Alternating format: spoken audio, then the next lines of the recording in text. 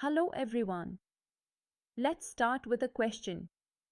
Have you noticed that some physical quantities, like velocity or force, keep changing depending on conditions, but constants like pi or the gravitational constant never change? This difference is exactly what dimensional analysis helps us capture. On the basis of dimensional analysis, we classify physical quantities into four broad groups. These are dimensional variables, non-dimensional variables, dimensional constants, and non-dimensional constants. This classification is not just academic, it helps us organize the language of physics, making sure we know which quantities vary, which remain fixed, and which are completely independent of dimensions. Let's begin with dimensional variables. These are quantities that possess dimensions and are also liable to variation.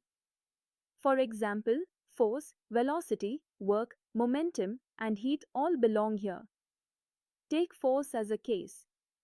From Newton's second law, force F equals mass m multiplied by acceleration a. In dimensional form, that's m to the power 1, L to the power 1, t to the power minus 2. These variables keep changing depending on the situation. For instance, when a car speeds up, its velocity changes and so does its momentum, both being dimensional variables. They carry dimensions and also vary with conditions. Now let's move to non-dimensional variables. These are interesting because they do not have dimensions, but they are still liable to variation. Examples include strain, angle, Poisson's ratio, and relative density. Take strain. It is defined as extension divided by original length.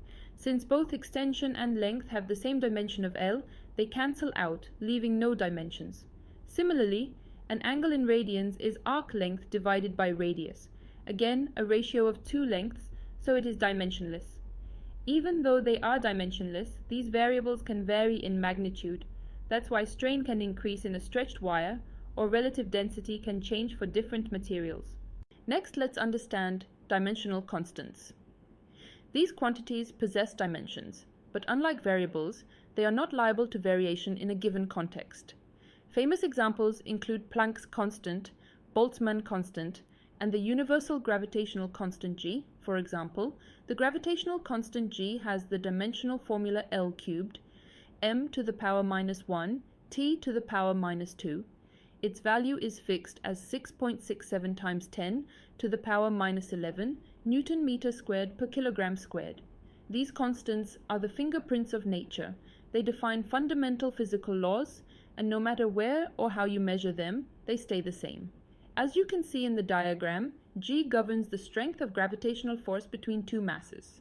Finally, we come to non-dimensional constants. These are the simplest of all. They neither have dimensions nor do they vary. Examples include pi, the number e, integers like 1, 2, 3, and Joule's constant. Take p. In the equation for the circumference of a circle, circumference equals 2 pi r. The value of pi is always the same, about 3.14159. It has no dimensions and it never changes. Such constants give physical laws their exact numerical form. Without them, our equations would be incomplete. Let's quickly recap what we've learned. Dimensional variables possess dimensions and vary, like force, velocity, and work. Non-dimensional variables do not have dimensions but can vary, like strain, angle, and relative density. Dimensional constants possess dimensions but remain fixed, like Planck's constant and g. And finally, non-dimensional constants neither have dimensions nor vary, like pi or the number e. So to sum up, classification of quantities allows us to group physical entities based on whether they carry dimensions and whether they can change. I hope this gave you a clear framework to distinguish different types of quantities in physics.